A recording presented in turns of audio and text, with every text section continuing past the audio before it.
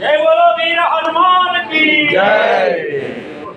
అందరికీ కూడా పంచ కర్తవ్యాల గురించి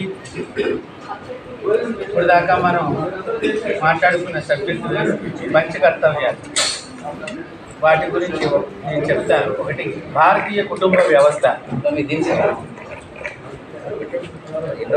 భారతీయ కుటుంబ వ్యవస్థ గురించి, అలాగే సామాజిక సమరసత. అంటే మనలో చాలామందికి తెలియని విషయం ఏమిటి అంటే, ఇదివరకే అన్ని కులాలు ఒక గొడుగు కింద ఉండేవాళ్ళం. ఇప్పుడు గొడుగులోంచి బయటికి వెళ్ళిపోయాం. అందుకని అందరూ మనల్ని ఇత్తడిగా కొట్టినట్టుగా కొడుతున్నారు.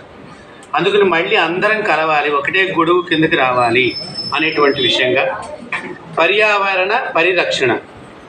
మనకి తెలియకుండానే మన దేశాన్ని విషవృక్షాలను నాటి చాలా ప్రమాదానికి గురి చేస్తున్నారు. ఇప్పుడు రోడ్ల మీద మీరు చూసినట్లయితే కొన్ని చెట్లు ఒక పదార్థాన్ని పౌడర్గా, ఎండిపోయిన గింజల దగ్గర నుంచి పౌడర్ వస్తుంది. దానివల్ల ఊపిరితిత్తులు వ్యాధులు వస్తున్నాయి.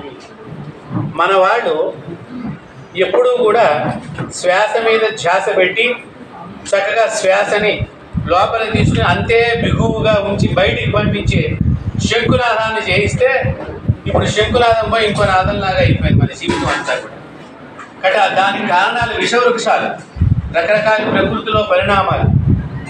ఈ విషవృక్ష అంటే చెట్లే కాదు, మనం వాడేటువంటి ప్లాస్టిక్ కూడా మనకి ప్రమాదం కింద ఎక్కువగా మారిపోయినది. అలాగే స్వావలంబన సంస్కృతి పరిరక్షణ.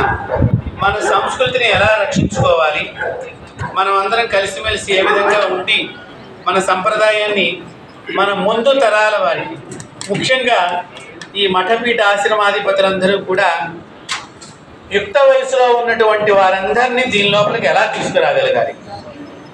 పూర్వం యువకులే సన్యాసులుగా మారిన రోజు, ఇప్పుడు ముసలివారు కూడా సన్యాసంగా మారట్లేదు.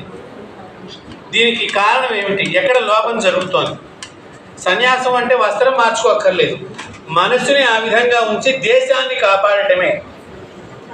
మనము అనే భావన, మనది అనే భావన, అలాగే నాగరికత,